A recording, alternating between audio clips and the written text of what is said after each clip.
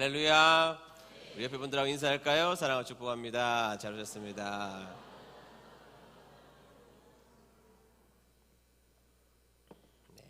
명절 잘 보내셨습니까? 지금은 명절 중에 있죠. 이동하는 거리도 많고 또 오늘 못 나온 성도님들도 계시는데 마지막까지 가족 간의 화목을 이루시고 여러분들을 통하여서 그리스도의 향기가 드러나기를 주님의 이름으로 축복합니다. 오늘은 조금 불경스러운 제목인데요. 하나님 마음 바꾸기라는 제목을 가지고 하나님 말씀 증거하도록 하겠습니다. 우리는 지난주에 요나에게 주어진 그 사명을 요나가 대강 감당했으나 니느웨가 철저하게 회개하는 모습을 우리가 지난주에 살펴보았습니다. 놀라운 일이죠. 백성들은 모두 회개했고 심지어 왕까지, 심지어 그 속에 있는 짐승에게도 단식을 요청하며 철저하게 온 나라가 회개했던 모습을 우리가 보았습니다. 공동체 전체가 하나님 앞에 돌아오게 된 것이죠. 그래서 제가 지난주에 우리가 때로는 사명을 감당하는 자리에서 연약하게 감당할 수도 있고 때로는 충성과 걸맞지 않는 우리들의 사명을 감당하는 모습이 있을지라도 그 억지로 감당한 연약함마저도 우리 하나님은 쓰신다는 말씀을 드렸습니다. 그리고 단적인 예로 십자가를 억지로 졌던 구레네 사람 시몬이 몇십 년 지나자 그 당시에는 억지로 그 사명을 감당했지만 몇십 년 후에는 신약시대의 아주 유명한 명문가정이 되었음을 살펴보았습니다. 생생히 기억나시죠? 네. 오늘은 그 놀라운 집단적 회심을 통하여서 발견할 수 있는 우리 하나님의 성품을 좀 살펴보려고 하는 것입니다. 여러분, 기독교의 보편적 진리는 하나님의 뜻에 맞추어 우리가 변화되는 것이죠. 하나님이 우리에게 계시한 말씀, 하나님이 우리에게 들려주신 그 말씀 앞에서 우리가 변화되기를 꾀하는 것, 그것이 신앙생활의 여정이라고 말할 수가 있습니다. 말씀은 변하지 않죠. 그러니까 변함없는 그 말씀 앞에 내가 변화되는 것, 그것이 바로 성숙이고 성화고 그것이 하나님이 원하시는 길이라는 것입니다. 그래서 신앙인들에게 있어서 가장 중요한 덕목이 하나 있다면 그것은 바로 순종이라는 덕목입니다. 왜냐하면 변하지 않는 하나님의 말씀 앞에서 내가 변하여 순종하여 내가 변하여 하나님이 원하시는 자리까지 나아가야 하기 때문인 것이죠. 그래서 여러분, 전문가 앞에서 우리가 해야 될 것은 순종입니다. 순종. 전문가를 우리가 인생에서 이렇게 만나게 되잖아요. 그럼 전문가 앞에서 해야 될 것은 내 고집, 내 생각을 버리고 그분의 뜻 앞에 순종하는 길이 사는 길이죠. 항상 그렇습니다. 항상. 우리가 학교에 가더라도 선생님에게 순종해야 됩니다. 순종해야 됩니다. 학교에 처음 가면 토론 같은 거 합니까? 주입식 교육이 무조건 다 나쁜 것입니까? 저는 그렇지 않다고 생각합니다. 주입식 교육이 있어야 그 다음 단계까지 넘어갈 수 있죠. 그렇지 않습니까? 처음에 입학했는데 자, 오늘 너희들이 학교에 온 것을 기념하기 위한 시를 한 편 적어라. 기억, 니은도 모르는데 시 적을 수 있습니까? 그렇죠? 기억, 니은, 그것을 배워야 시도 나중에 쓸 수 있는 것입니다. 많은 것을 먼저 익히는 과정이 필요하죠. 사칙 영산을 할 줄 모르는데 방정식을 풀 수가 있습니까?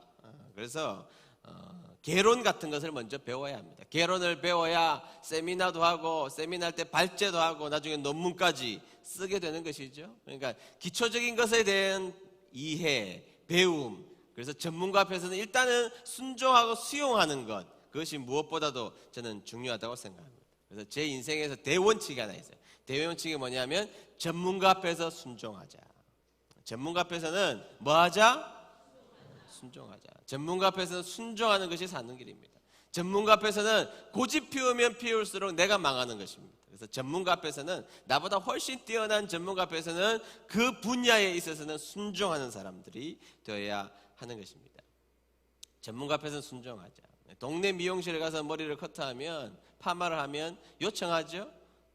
원장님 이렇게 잘라주세요. 구렛나루는 이렇게 쳐주시고 이쪽은 투블럭으로 해주시고 파마는 이렇게 되게 해주시고 이렇게 이야기합니다. 자기 스타일이 있으니까 그렇게 당연히 이야기를 하겠죠. 근데 어느 날 경품에 당첨됐다고 생각해 보세요. 우리나라의 최고의 헤어 디자이너가 한번 머리를 만져준다, 그런 기회가 왔다고 생각해 보십시오. 그냥 커트하러 들어갔는데 간단하게 커트해 주세요 했는데 요금이 12만 원 나오는 곳이 있잖아요. 서울 청담동에 가면 있다고 합니다. 저도 한 번도 못 가봤는데 뭐 파마 한 번 하고 뭐 이렇게 하면 60만 원, 70만 원짜리가 있다고 해요. 가보지 마시기 바랍니다. 뭐 그런 게 있대요. 그런데 있대요. 그런데 있다고 하잖아요. 근데 어느 날 내가 경품에 당첨이 됐다고 한번 가정을 해보는 것입니다. 자, 가정을 해서 어느 날 약속된 시간이 되어서 그 헤어 디자이너에게 갔다고 한번 생각해 보시죠. 자, 어떻게 하는 것이 좋은 방법입니까? 어허, 아주머니 머리는 이렇게, 옆에는 그렇게 자르시면 안 되고, 옆에는 바리깡을 좀 대주시고, 여기는 커트칼 말고요, 여기는 숱을 좀 쳐주시고요, 여기는 좀 다운펌을 좀 해주시고요. 바보입니다. 바보죠. 세계적인 전문가 앞에서는 그냥 머리를 맡겨드리고 마음대로 하시옵소서, 그렇게 해야 되는 것입니다. 왜냐하면 내가 원하는 방식과 방법을 다 이야기하면 내 수준 정도의 머리가 되지만 그분에게 다 맡겨드리면 세계적 머리가 되는 것입니다. 머리는 나빠도 머리카락은 좋을 수가 있잖아요. 그렇게 되는 것입니다. 될 수가 있다는 겁니다. 그래서 전문가에게는 맡기는 거죠. 맡기는 거예요. 이 원칙입니다. 제 인생의 원칙이에요. 전문가 앞에서는 맡기는 것이 항상 중요한 것입니다. 여러분, 우리의 삶도 역시 마찬가지라고 생각합니다. 여러분, 우리의 인생에 있어서 최고의 전문가가 누굽니까? 누구십니까? 하나님이시죠. 하나님. 옆에 있는 사람 아니고 앞에 있는 목사도 아닙니다. 여러분, 우리의 인생의 최고의 전문가 되신 하나님 앞에는 어떻게 하는 것이 옳다?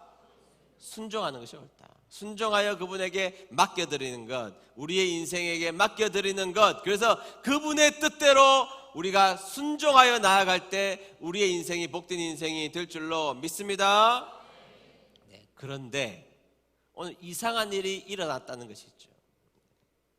자, 우리가 바뀌는 것이 대원칙이라고 제가 말씀을 드렸습니다. 우리가 바뀌는 것이고 변함없는 하나님 앞에 우리가 바뀌는 것이 대원칙임에도 불구하고 하나님의 마음이 바뀌었다고 오늘 성경 말씀에서는 우리에게 계시해 주고 있는 장면을 만날 수 있죠. 자, 3장 10절입니다.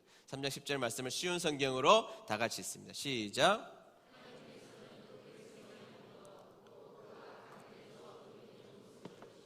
마음을 바꾸셔서 그들에게 내리기로 작정하셨던 재앙을 내리지 않으셨습니다. 아멘.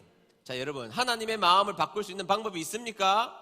네, 근본적으로는 저는 없다고 생각합니다. 하나님은 변개함이 없는 분이라고 스스로를 계시하셨고, 그래서 하나님의 마음을 바꿀 수 있는 방법은 저는 없다고 생각합니다. 자, 그런데 오늘 성경 말씀에서는 왜 하나님의 마음이 바뀌셨나요? 자, 성경에서는 하나님의 마음이 바뀌셨다고 이야기를 하고 있는데 왜 바꾸셨나요? 오늘 명절이라서 제가 어렵게 설교 안 하려고 합니다. 안 하는데 1분간만 좀 어려운 이야기를 좀 하죠. 1분간만 참으시기를 바랍니다. 1분간만. 자, 하나님의 뜻을 좀 신학적으로 좀 나누면 하나님의 뜻은 은밀한 뜻이 있다는 거예요. 하나님의 은밀한 뜻, secret will이 있다는 거예요. 은밀한 뜻이 있고, 두 번째는 드러난 뜻이 있다는 거예요. revealed will이 있다는 거예요. 하나님의 뜻은 두 가지로 있다는 것이죠. 감추어진 것, 은닉된 것, 그 다음에 드러난 것이 있다는 것입니다. 그런데 여러분, 은밀한 뜻은 바뀌지 않는다는 것입니다. 하나님의 은밀한 계획, 하나님의 놀라운 계획, 하나님의 숨겨진 계획, 하나님의 경륜 바뀌지 않습니다. 바뀌지 않는다는 거예요. 그러나 하나님께서 드러내신 뜻, revealed will은 하나님이 규칙으로 주신 것들이라는 것이죠. 율법, 명령, 계명과 같은 것인데 그러한 것들은 나의 반응에 따라서 하나님의 마음을 바꾸어 주시기도 한다는 거예요. 하나님의 뜻은 대전제 속에서 바뀌는 분이 아니라는 것이죠. 그럼에도 불구하고 드러난 뜻에 대한 나의 반응에 따라서는 하나님이 그 마음을 바꾸어 주시기도 한다는 것입니다.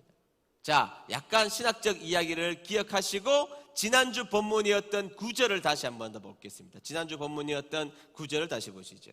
자, 다 같이 읽겠습니다. 시작. 하나님의 뜻을 돌이키시고 그 진노를 그치사 우리가 멸망하지 않게 하시리라. 그렇지 않을 줄을 누가 알겠느냐 한지라. 아멘. 자, 드러난 뜻이 있었다는 것입니다. 자, 드러난 뜻이 있는데 그 지난주 본문에 재미있는 표현이 하나 등장하고 있죠. 그것이 뭐냐면 니느웨 사람들은요 이미 진노가 시작되었다고 그들은 믿었습니다. 그리고 그 시작된 진노가 자신에게 오고 있다고 믿었기 때문에 그들은 하나님이 뜻을 돌이키시고 그 진노를 그치사, 그치는 것은 이미 시작했다는 것이거든요.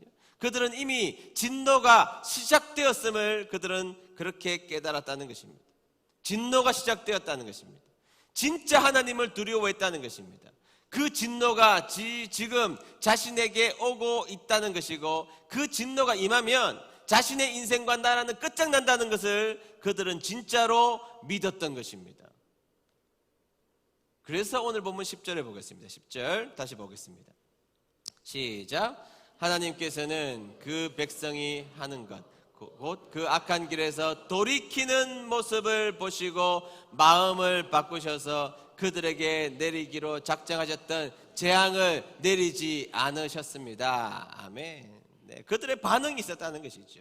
그들은 하나님의 명령 앞에, 하나님의 말씀 앞에 두려움으로 떨었습니다. 그리고 그 진노가 지금 자기에게 지금 점진적으로 오고 있음을 그들은 깨달았습니다. 그리고 그 모습을 깨닫자 하나님을 두려워했습니다. 그리고 그들의 마음을 바꾸자 하나님도 마음을 바꾸셔서 진노를 내리지 않기로 작정하셨다는 거예요.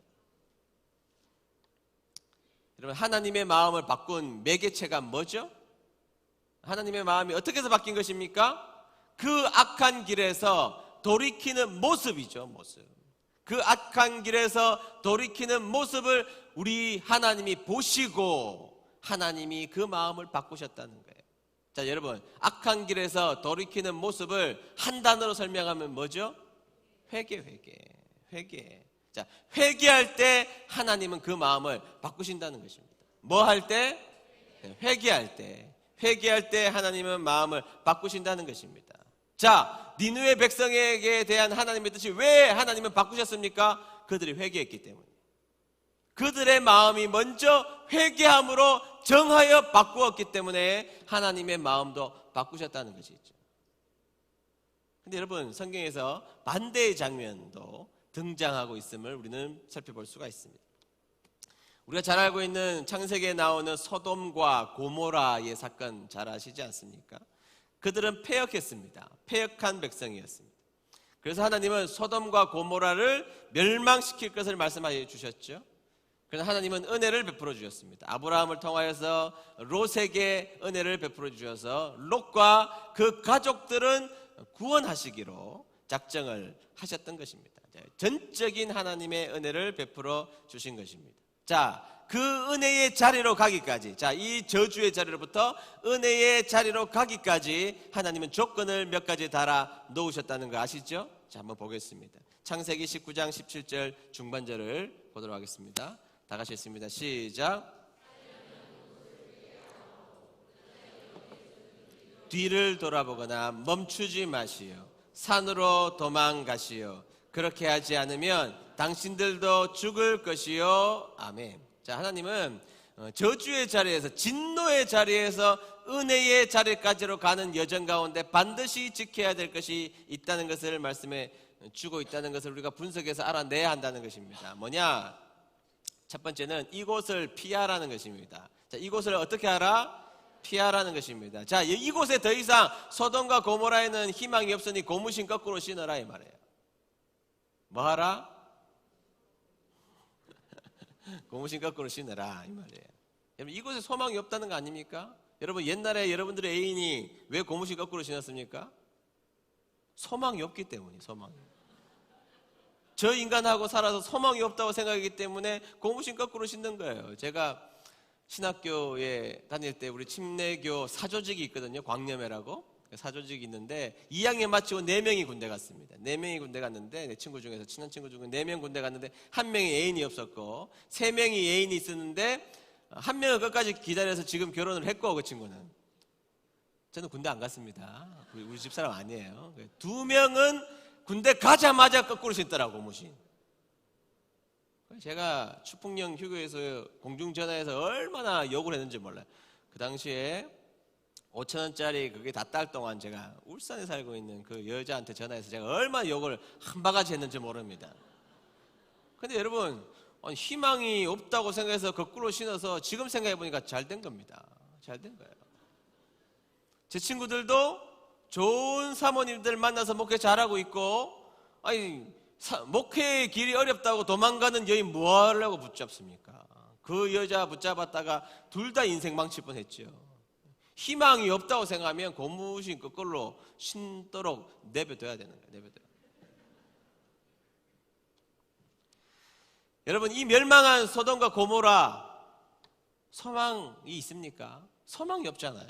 그러니까 하나님은 그에게 모두 이곳을 피하라, 고무신 거꾸로 신고 소망이 없는 이곳을 떠나라고 명령해 주신 것입니다. 여러분, 우리가 살고 있는 이 세상이 정말로 소망이 될 수 있습니까? 우리가 살고 있는 이 세상이 정말로 소망이 될 수 있습니까? 여러분, 죽고 못 살던 그 자기는 어디 가고 원수만 남았어요. 그때는 소망을 뒀잖아요. 소망을.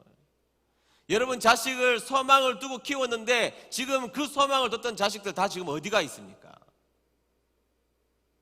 여러분, 우리가 서로를 의지하기도 하면서 사랑해 주면서 인생을 살아가야 되지만 엄밀하게 말하면 그 대상은 우리의 소망은 아니에요. 여러분들의 남편이 소망입니까? 여러분들의 아내가 소망입니까? 자, 남편이 지금 여러분들에게 잘해줍니다. 최선을 다해줍니다. 그러나 여러분, 그 남편도 늙어요. 힘이 없어진단 말이죠. 여러분들의 아내가 여러분들에게 알뜰살뜰하게 여러분들에게 잘해줍니까? 자, 그 아내는 나중에 힘 다 빠지고 늙어서 할머니 다 되고 나중에는 아무것도 여러분들에게 소망이 될 수 없다는 것이죠.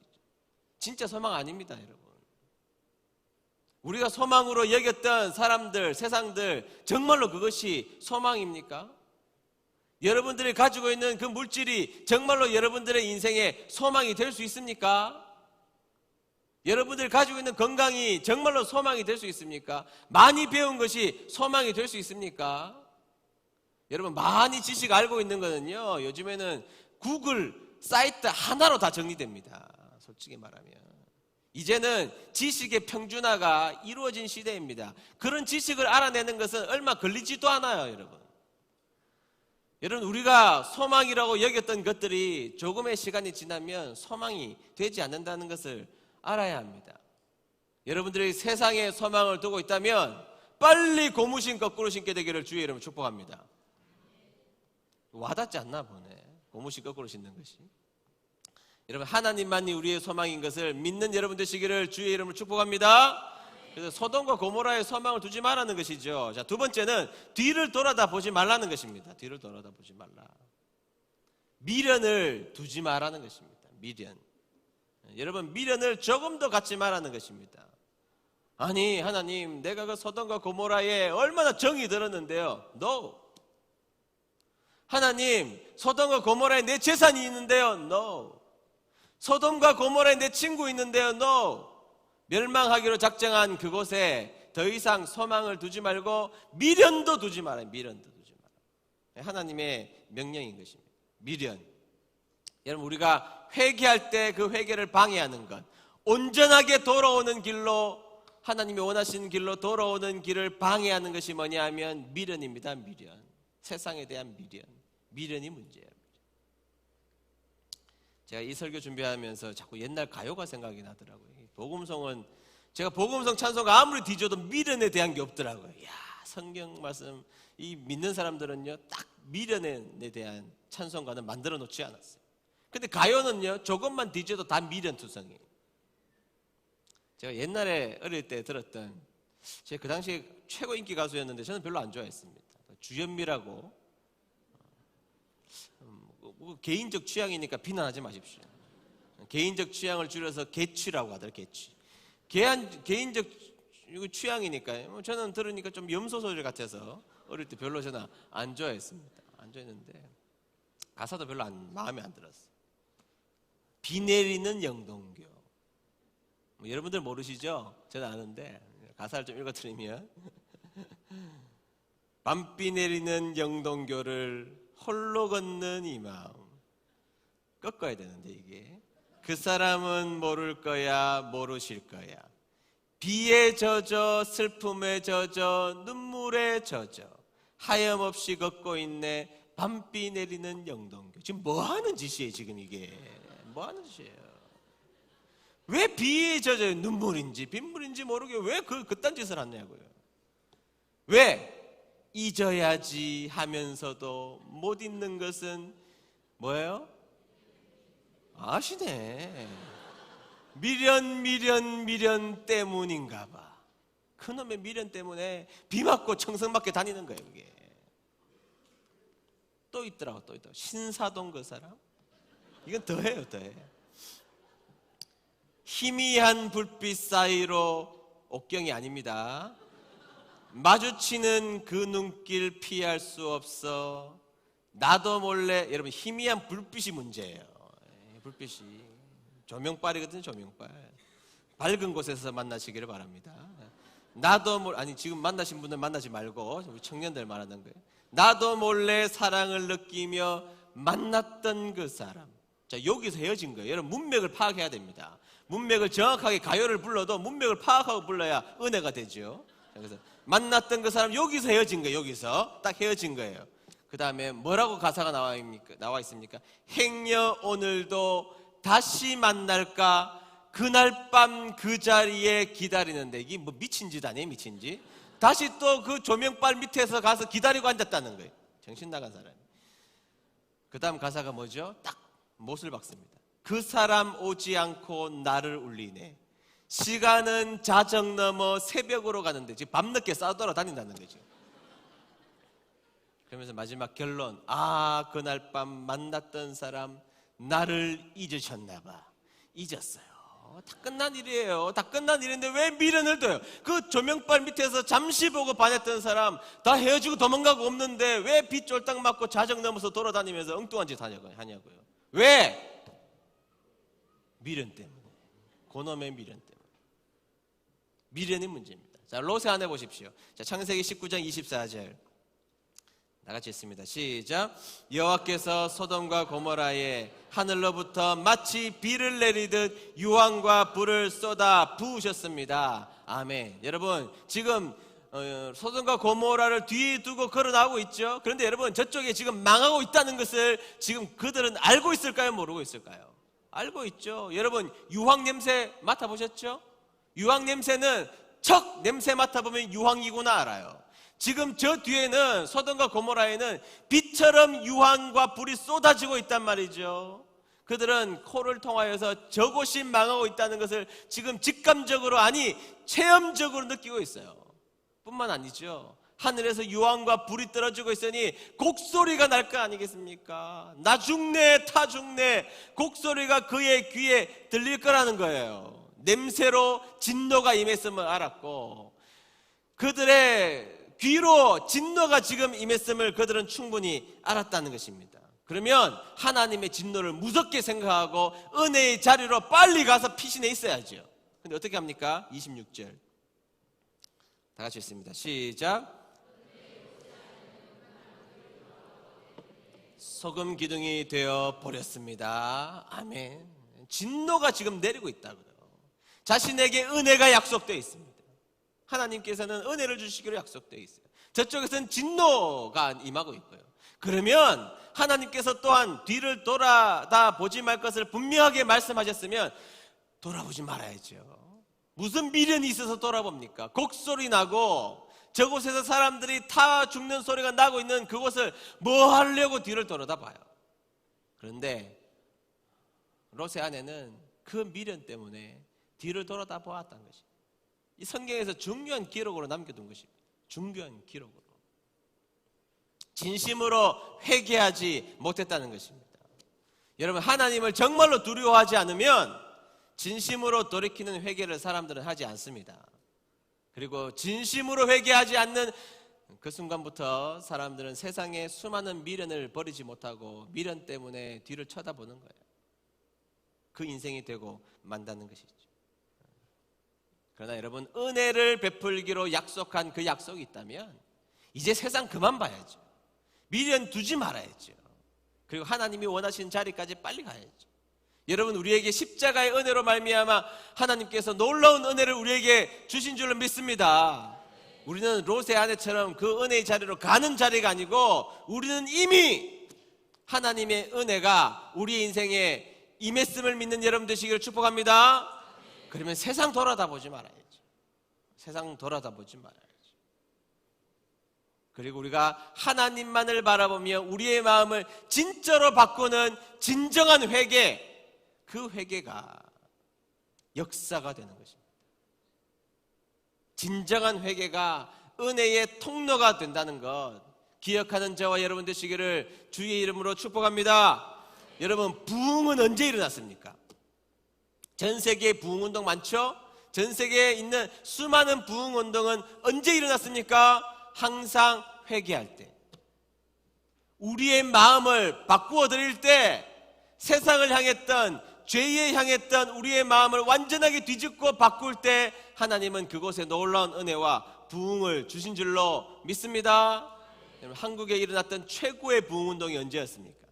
1907년도 평양 대부흥운동입니다. 물론 공주 이런 데서도 굉장히 큰 부흥운동이 많이 일어났지만 대표적인 세계 역사에 나오는, 교회사에 나오는 큰 부흥운동은 1907년도에 일어났던 100년 지났어요. 평양 대부흥운동은 역사적으로 꼼꼼하게 기록되어 있는 놀라운 부흥이었습니다.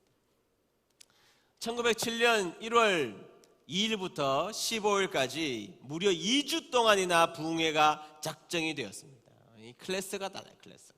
우리는 일주일 부흥회 한다, 3일 부흥회 한다 하면 3일 새벽기도 어떻게 나오냐 그때부터 걱정하지만, 옛날에 부흥회 어떻게 했죠?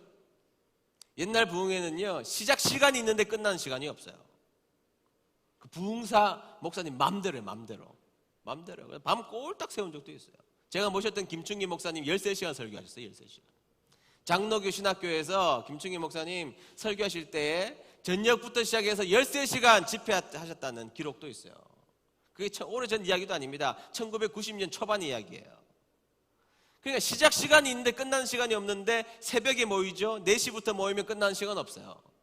오전 또 10시에 모이면 또 사경에 성경 공부를 배우면 끝나는 시간 없습니다. 오후에 잠시 볼일 보고 오라 그러고 저녁에 집회 7시에 모이면 새벽까지 집회하는 거예요. 그것이 14일간 계획이 되었던 것입니다. 대단한 시간이었죠.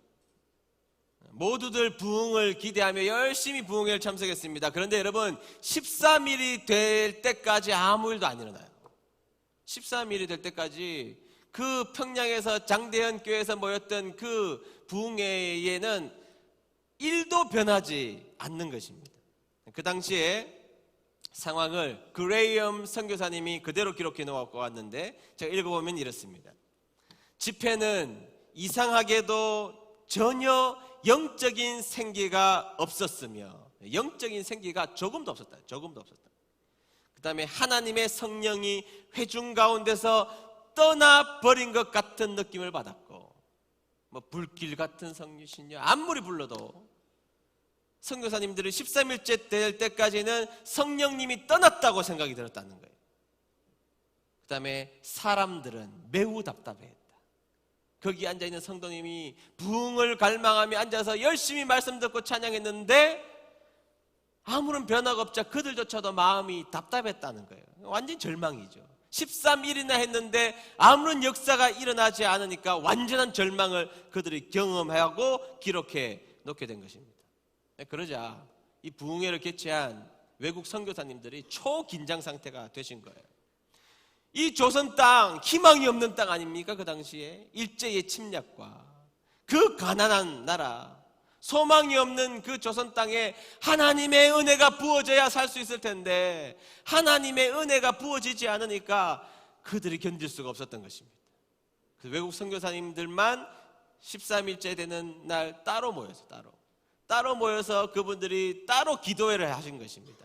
하나님, 조선을 불쌍히 여겨주십시오. 이곳에 불을 내려주십시오. 조선 땅이 부흥될 수 있도록 간절히 그들이 눈물을 흘리면서 기도했던 것이죠. 그리고 14일째 되는 날 저녁 7시 저녁 집회에 불이 떨어진 것입니다. 먼저 한 사람이 변화된 거예요. 여러분, 많은 사람이 변화될 것이라고 생각하지 마십시오. 한 사람만 변하기 시작하면 그 불이 타오르는 것이죠. 길선주 장로님에게 불이 임한 것입니다. 길선주 장로님은 조금 있으면 목사 안수가 준비되어 있는 분인데 성령님께서 길선주 장로님을 완전히 그날 압도하신 겁니다. 성령님이 길선주 목사 장로님의 마음을 강하게 압도하자 이 장로님이 앞으로 나오신 거예요. 앞으로 나오더니 큰 소리로 통곡을 하기 시작했습니다. 통곡을 하기 시작하면서 이렇게 이야기하기 시작했던 것입니다. 오늘 지금까지 하나님께서 우리 교회에 은혜를 베풀지 않으신 것은 바로 나 때문입니다. 나 때문입니다. 저는 아간 같은 놈입니다. 아간 같은 놈입니다. 사람들이 깜짝 놀랐죠. 교회에 존경받는 지도자가 갑자기 나와서 통곡을 하더니 나는 아간 같은 놈입니다 라고 이야기하자 사람들이 깜짝 놀랐습니다. 그러면서 이 장로님은 계속해서 이야기를 이어갔던 것입니다. 작년에 내 친구, 부자 친구가 한 명이 죽었는데 죽으면서 믿을 사람 너밖에 없다고, 우리 아내는 돈에 대해서 너무 무지하니까 나의 재산을 네가 잘 관리해 달라고 부탁을 하고 죽었다는 것입니다. 그리고 그 친구의 재산을 관리하다 보니까 욕심이 생겨서, 선교사님의 기록이니까 미화로 $100 정도를 훔친 것이에요. 욕심이 생겨서 미화 $100 상당의 금액을 훔쳤던 것입니다. 그래서 길선주 장로님이 이야기한 거예요. 나는 아간 같은 놈입니다. 내일 해가 뜨는 즉시 나는 그 부인에게 찾아가서 $100를 돌려줄 것이고 철저하게 회개할 것입니다 하고 막 통곡하고 자빠져서 울면서 통곡을 하기 시작했던 것입니다. 그 모습을 보자 파란 눈의 선교사님들이 앞자리에 와서 회개하기 시작하셨던 것입니다. 내가 선교사로 왔음에도 불구하고 나는 여러분들을 더럽다고 생각했습니다. 씻지도 않는 놈들, 못 배운 놈들, 무식한 놈들, 더럽다고 생각했습니다. 그리고 인종차별적으로 당신들을 대했습니다. 여러분들을 바라보면 나는 우월하고 잘났고 당신들은 못났다는 교만에 가득했습니다. 그러면서 그 외국인 선교사님들이 막 통곡을 하며 울기 시작했던 거예요. 그러자 그때부터 한 사람씩 나오기 시작해서 다 자신의 죄를 회중들에게 이야기하면서 회개하기 시작했던 것입니다. 나는 선교사님들을 미워했습니다. 나는 옆집에서 가져왔던 호미를 갖다 주지 않았습니다. 나는 누구를 미워했는데 몇십 년간 미워했습니다. 나와서 그 앞에서 모든 성도들이 통곡하며 밤새도록 새벽까지 통곡하며 회개운동이 시작했고 그 운동이 평양을 뒤집어 놨어요. 한 교회에서 시작했는데 이 사람들이 나가서 변화된 모습을 보십시오.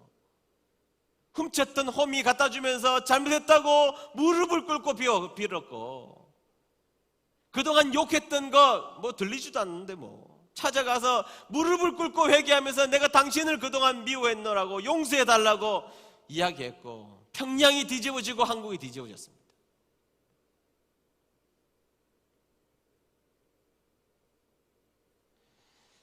그때부터 불이 떨어진 거예요. 한국교회가 복을 받은 것입니다. 여러분, 왜 복잡합니까? 왜 이 문제가 해결되지 않아요? 왜 이렇게 얽혀 있어요? 회개하지 않았습니다. 여러분, 내 인생에 왜 복이 찾아오지 않습니까? 여러분들의 가정이 부흥되기를 원하시잖아요. 왜 부흥이 찾아오지 않습니까? 우리 교회가 더 성장하기를 원하지 않아요. 왜 더 큰 부흥이 없느냐? 나로부터 시작한다는 걸 기억해야 됩니다. 여러분, 미안한 이야기지만 여러분들 때문에 여러분들 가정 지금 막혀 있는 거 아니에요? 하나님께서 여러분들의 가정에 시편에 나와 있는 말씀처럼 은혜를 쌓아두고 계신다고요. 은혜를 쌓아두고 계시는데 쌓아두신 은혜가 여러분들 가정에 왜 안 임해요? 여러분, 혹시 내가 온전한 회개에 합당한 열매를 맺지 못해서 있지 않습니까? 충분히 훨씬 더 뻗어나갈 수 있는 교회인데 혹시 나 때문에 더 부흥될 수 있는 길이 차단된 거 아닙니까? 여러분, 내 여러 가지 얽히고 설켜 있는 이 복잡한 문제 왜 그래요, 여러분? 회개하면 간단해지는데, 정말로 회개하면 쉬워지는데, 회개하면 하나님이 길을 여시는데, 회개하면 하나님이 마음을 바꾸시는데. 아멘. 여러분, 너무 인생 복잡하게 생각하지 마십시오. 여러분, 마음 바꾸면 하나님이 마음 바꿔주십니다. 여러분, 막혀 있습니까? 막혀 있는 그 자리가 왜 막혀 있는지를 고민해 보십시오. 내 죄 때문이라면, 내가 하나님 앞에 회개하지 않아서 답답하다면, 내가 회개하면 다 해결됩니다. 하나님께서 우리를 치료해 주셔서 여기까지 온 거잖아요. 하나님이 죄의 근본적인 문제를 치료해 주셔서 여기까지 온 것입니다. 믿습니까?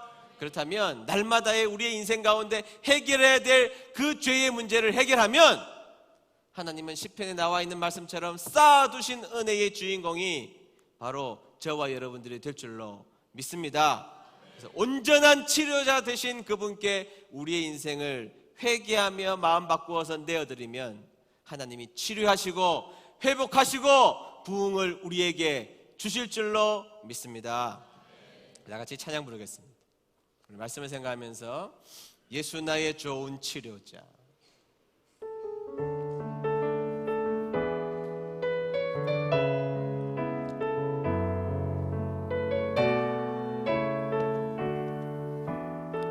말씀을 생각하면서 찬양 부르겠습니다. 예수 나의 좋은 치료자, 그의 눈이 머무는 곳은 나의 슬픔과 고통, 고개 들어 그의 눈을 볼 때에 난 알았네. 예수 나의 좋은 치료자, 예수 나의 좋은 치료자, 예수 나의 좋은 치료자, 그의 손길이 닿는 곳은 나의 상처와 아픔, 영원히 흘릴 것 같았던 눈물 감아졌네. 예수 나의 치료자, 나 노래하리.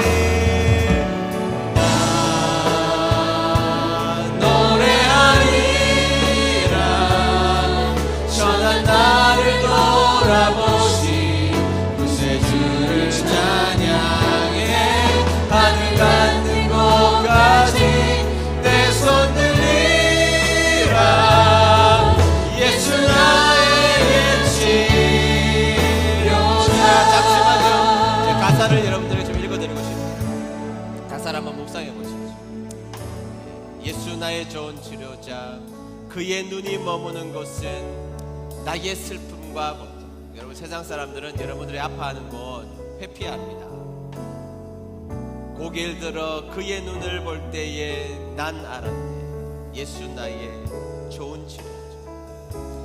예수 나의 좋은 치료자, 그의 손길이 닿는 것은 나의 상처와 아픔.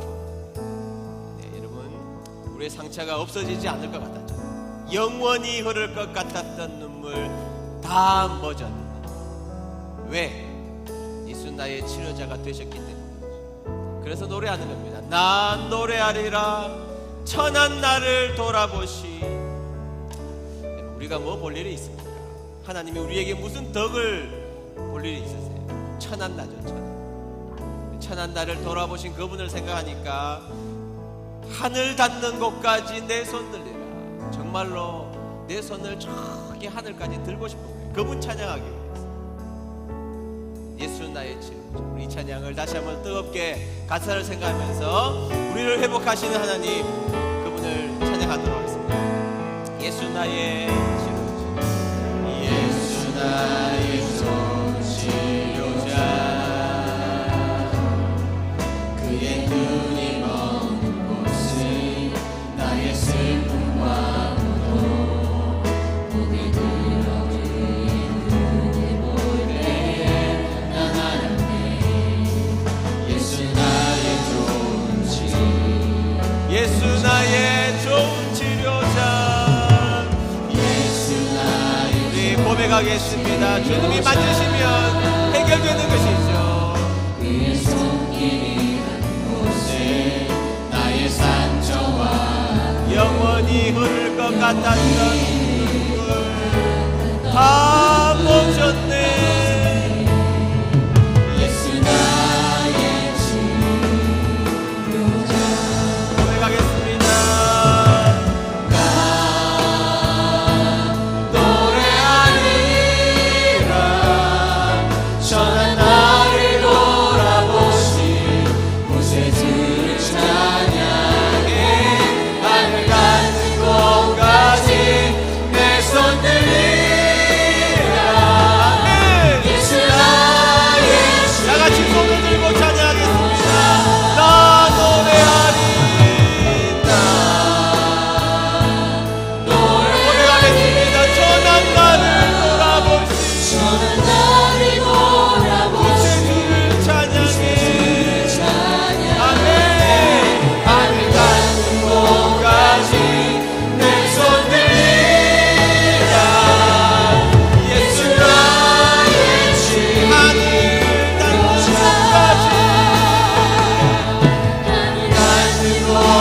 약속까지 내 손 들리라. 예수 마지막으로 하늘과 축복까지 하늘 같은 곳까지 내 손 들리라. 예수 나의 치료자. 아주 우리 머리 숙여서 기도하도록 하겠습니다. 오늘 조금은 불경스러운 제목으로 말씀을 시작했습니다. 하나님 마음 바꾸기. 그러나 사실은 니느웨 사람들이 회개하여 자신의 마음을 먼저 바꾼 것이지요. 그러자 하나님은 그들에게 온전한 회복을 주신 것입니다. 여러분, 무슨 세상에 그렇게 미련이 많습니까? 롯의 아내처럼 자꾸 뒤를 돌아다보는 인생이라면 오늘의 삶이 얼마나 곤란한 삶일까요? 우리의 미련은 세상이 좋아서도 미련을 두고 있지만 과거의 상처, 과거의 아픔, 과거의 엉망진창인 삶도 미련을 두는 모습이 어리석은 우리들의 모습입니다. 아니에요, 여러분. 이미 하나님은 우리에게 은혜를 베풀어 주셨습니다. 오늘 찬양한 것처럼 천한 나를 돌아보셨다고요. 천한 나를 돌아보셨다고요. 천하고 못난 나를 돌아보셨다고요. 그러니까 우리가 손을 들어 지금 내 형편과 사정과 상관없이 저 하늘 끝까지 내 손 들어 우리 주님 찬양하는 백성이 되어야 하는 것입니다. 오늘 은혜를 바라봅시다. 그분 앞에 우리의 모든 결단을 드리고 그분 앞에 우리의 모든 시선을 드리고 내 손 하늘 닿는 곳까지 들며 그분의 이름을 높여드리는 인생, 결단하는 인생, 하나님의 마음을 바꾸는 인생, 회개하여 편해지는 인생, 회개하여 해결받는 인생, 회개하여 우리의 가정과 교회와 모든 것이 뚫리는 역사의 주인공 되시기를 바랍니다. 이 시간 합심하여 기도할 때 주님, 내 삶을 돌이키는 인생이 되고 싶습니다. 하나님 마음 바꿔주십시오. 하나님, 내가 오늘 회개할 때 들어주시고 하나님 아버지, 회개하여 다시는 미련을 두지 않고 하나님이 원하시는 백성이 되고 싶습니다. 다 같이 합심하여 기도하도록 하겠습니다.